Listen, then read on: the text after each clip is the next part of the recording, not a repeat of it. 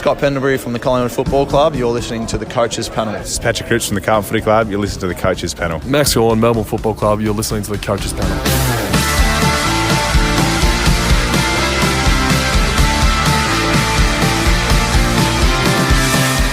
Number 43 in the 50 most relevant. That is where we find ourselves in my 50 most relevant players of 2025. We take AFL Fantasy SuperCoach Dream Team, all the players, all the price points, put them in a big melding pot, and then I ultimately give you my subjective list of who I think are the most relevant players to have a conversation about this fantasy football preseason. Joining me on this podcast is a regular part of the Coaches Panel, but when we have a Fremantle player on, there is no way he can ever be defeated to have a chat about one of his Dockers. He's back on the podcast, mate. It's MiniMonk. Hello, mate. Talking about Luke Ryan today on the episode. A fascinating player to look back at and look forward to what might be in 2025. Very much so, you know. And we've got two Freo players in the first 10 of the list, from the 50s to the 40s already. Will there be some more to come? Who knows? You're the one who makes the list. But I'm very excited to talk about Luke Ryan because he's a very interesting player to talk about for the 2025 season. 100%. He is a seasonal average of 102 in AFL Fantasy and Dream Team, means in both those formats, he hits the $1 million markings. While in SuperCoach, a seasonal average of 116.6 means he's over that 600K price point, $628,300.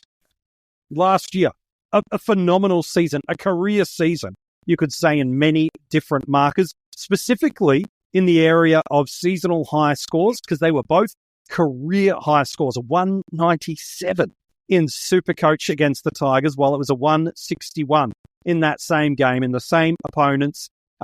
Not a bad score in AFL Fantasy, especially if you had the C or the VC markings on him.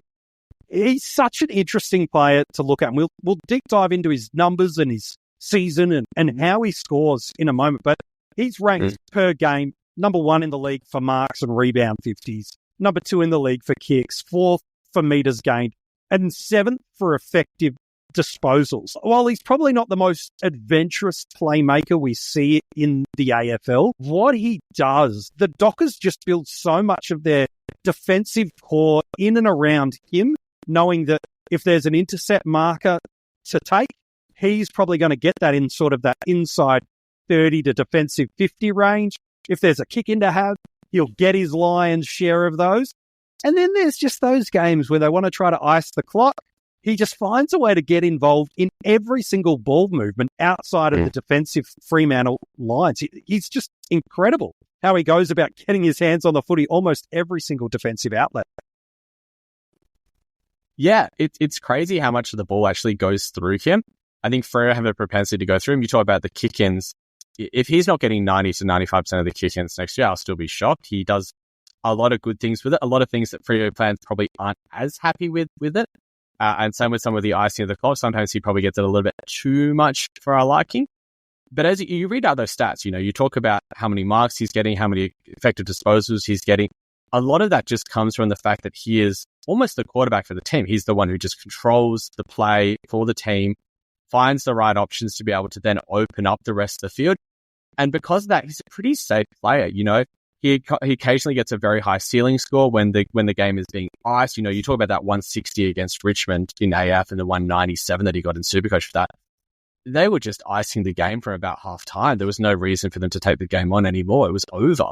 You know, then there was a 150 against Geelong later on the season in both AF and SuperCoach as well. That one was a little bit different. I think there wasn't as much icing on the game, but it was just a lot of, I think the Cats really forced Freo to have to play a lot slower, and it didn't really fall into the way that the Dockers wanted to play that game. And because of that, you know, he always has that potential to drop an absolutely monster ceiling score, probably equal to any of the other defenders in that premium tier. But I think what might set him apart to some of those other really premium guys is just how poor his floor can be at times. If the opposition tries to put someone on, if they put attention into him, if they really try and stifle the way the Dockers want to play, or if the Freo Dockers actually just want to change the way that they play any particular game, it can really affect his ceiling and puts him at like a 60s or 70s score. And so he's the type of player that I would compare to someone like a Zach Merritt, you know? You know he's going to get to roughly what his score is going to be for the season. You know he's going to get roughly to around about that 95 to 100 marker in AFL Fantasy and around about the 100 to 105 score in SuperCoach. But you're never really enamored to start him. You don't really want to just start him because if he drops a 60 in those first 3 or 4 weeks, everyone else is going to be able to get onto him cheaper. If you get that ceiling score, that's great, but you probably wanted to capitalize if he is getting that ceiling score. And to do that, you need to be able to captain him. And that's a scary prospect, captaining a defender when, people are looking at the likes of Marshall, Cherry, Bontempelli, Dacos, Sheasel. There's a lot of really good captaincy options in the early rounds. And yes, he does have the favorable fixtures and he's a nice person to VC. But when those favorable fixtures lie, it doesn't land itself well to being that VC option. And you're really hoping that he doesn't drop one of those 60s early on in the rounds, early on in the year. Yeah, it's so true. Like, of his 16 tons last year in SuperCoach, 10 are over 120. So a nice conversion rate that's there. A handful of those are 140 pluses plus that 197. I suppose SuperCoach is probably the format of the two that scoring basement that you alluded to isn't as painful because there's just the one score under 75 last year. Number one player in that format for total points for defenders. If you want to count last year's defenders available or this year's, either way, he's basically a top 3 guy by average. Whereas in fantasy, 11 tons last year, 7 over 120. So not quite as high conversion of hundreds to games, but probably marginally better of 120 plus scores. But there's 6 scores under 80. And that's what you're alluding to about this guy that's got that basement that hurts. Is top 20 overall for points, inside the top 6 for points and averages for our defenders as well. You mentioned this interesting, can he get a hot start? Do you overpay? Because last year, he's exiting the mid-season buys with a 109 average in fantasy, and let's just call it a flat-out 130 in SuperCoach. Post-buy, he only goes the 92.7 in fantasy and the 104.4 in SuperCoach. Both perfectly fine averages, but when you're paying for him to be 25 points per game higher in SuperCoach or about 17 points per game higher in fantasy, that's where it stings. So I guess the question I want to ask you is, what caused, from your perspective, that pre and post split? Was there a particular run of games last year that was really favourable, that was more the abnormality than the normative? Or was there a game style evolution from Fremantle in that back half of the season? Or could it have been a combination of both? I actually think it is a combination of both. And there's a massive hot streak that he went on starting in round 8, where he had those ceiling games in both AFL Fantasy and SuperCoach against the Tigers.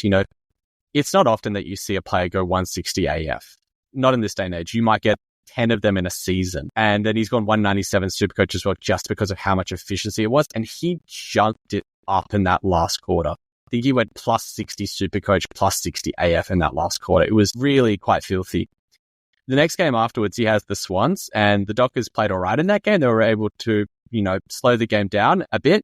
But then the next 3 after that, St Kilda, Magpies, Demons especially, they controlled the game quite hard in 2 out of those 3 games. And especially in that Demons game, him and Jordan Clark both got off the chain in Alice Springs. And it was, Freo playing through them a lot. Now, towards the second half of the season, they tried to take the ball out of, Ryan's hands a bit more and try to put it in the halfback runners like Clark, like Chapman, and use the run and carry for the team a lot more. And I think that is why his scoring started to decrease a bit, especially those ceiling games.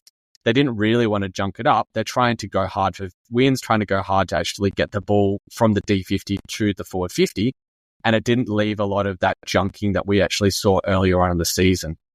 I think that game style is more towards what Freo want to play with, and they want to try and keep the run and carry.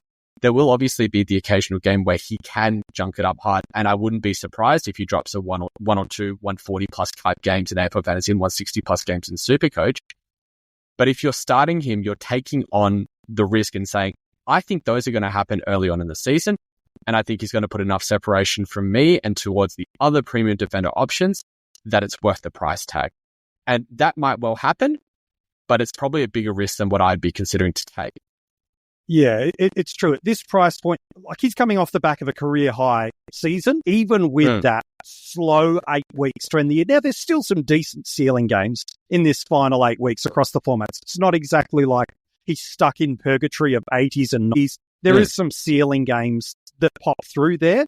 But as I look back at that sort of last 8 weeks of the year, Mini, that feels like that's a bit more return to the true average territory of what Luke Ryan is, which is over the last handful of years. When again, he hasn't missed a game in 3 years, so he's durable as, but he's that ease guy in fantasy and high 90s, low hundreds guy in SuperCoach.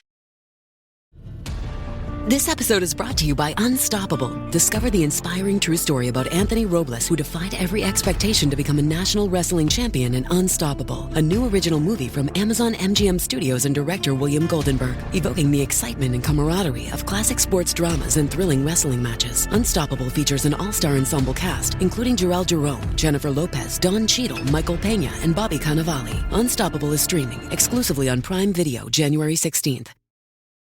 I mean, you look at his career averages since 2019 in fantasy. It's 80, it's a 70, which adjusts to about a 90 in 2020. And then you go 88, 85, 99 last year as well, which was quite high. And again, I don't think that's the game style that Freo want to play with. It was a lot of slow ball movement. And then a 102 this year. And if we look at SuperCoach, 2019, 96, 2020, 107, 99, 97, 110, and then a spike to 117. If he comes back 5 points per game in AFL Fantasy and 7 to 8 points per game in SuperCoach, I won't be shocked. And that's probably the difference between that first half of the season and second half of the season. He is still going to get those spike games, and quite likely he's still going to be in and around the marker of a top 6 defender in all formats. It's just the question is going to be, when is the time to jump on?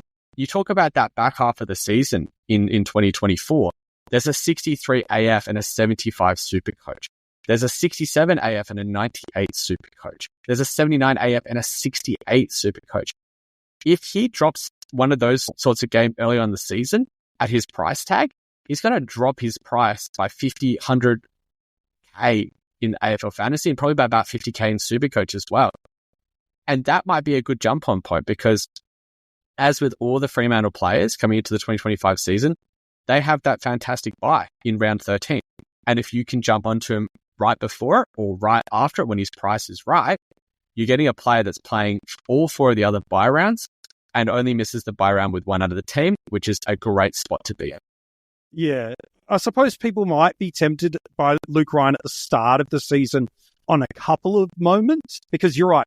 All the indicators to me flat out look at career high average. As the year went on, Fremantle arguably looked much more like the team that made finals that few seasons removed. They've added certainly some more firepower in Bolton in the off-season. But you look at all the ingredients and you go, okay, he probably is that upgrade in and around the buy once his price has bottomed out a little bit. Because again, you're talking $1 million markers in Fantasy and Dream Team, 600K in SuperCoach. You can't afford the slow start. This hurts more than a failed breakout option is the top-end premium that drops 5, 8, 10 points per game of price point average versus early return.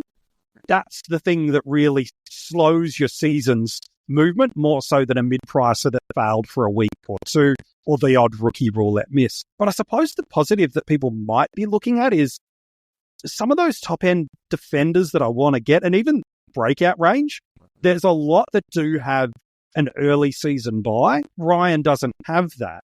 We talked in the Sean Darcy episode a little over a week ago now about this, at least for a ruckman, a favourable fixture. Yeah, I mean, the fixture is great for him to start off with. It's not the perfect fixture that you can ask for a defender, but it's not too shabby after at all. It's just the question is there enough good in and amongst the okay and bad? And to my eyes, it's like, yeah, there probably is. You're looking at those games against the Western Bulldogs, you're looking at those games against Richmond, because those are historically teams that allow those halfbackers to really rack up and score highly. But is it a sustained 3 to 4 weeks where he can punish you like he punished the non-owners in 2024, where he's going at 130 AF and 150, 160 SuperCoach over a sustained period? It's very hard to say that is what you can expect in those opening rounds. yes, the early buys do allow people with ceiling, but if you talk about his ceiling, he had probably 4 ceiling games in 24 rounds. In the year before, it was probably just the 2 looking at it, really. In 2023, he had a 142, 168 SuperCoach, and then a 156 AF 171 SuperCoach. If you just get those 2, but they're split, you get one in the first half of the season, one in the second half of the season, it's not perfect for it. And I know that you talk about, there's all the other premium options that have the early buys. There's a lot that don't. People are looking at the likes of Jack Sinclair and Desire Wangan-Medler. You've got Harry Sheasel, who doesn't have an early buy either. You've got Lockie Whitfield and Dane Zorko, both do have one. But even going down there for a bit further, you've got Nick Martin. You've got Jordan Clark in the same team, who also doesn't have the early buy and comes in, $50K cheaper in SuperCoach and about $70, $80K cheaper in AFL Fantasy. Nick Newman as well. Yeah. Can't don't have the early buy. There's enough there that you can actually get by without saying the early buy is the differential for why I want to pick him compared to, say, a Lockie Whitfield or, say, a Dane Zorko. We often talk about risk profile in our starting squads, specifically around injured players and the volume of breakout players. I think if you're going for multiple in that category, and a lot of people are going 2, 3, 4 across their squads, 30, 31, they're getting a handful of these guys. And it's because the amount of trades we have available to us enable our risk profile to be higher than it used to be 3, 5, 8 years ago in these games. Luke Ryan, to me, feels like if you're starting with him, you're adding an extra layer of risk profile to your starting squad, given that you need him to not just match his average, but to supersede it in that hot stretch territories that you alluded to really make it worthwhile.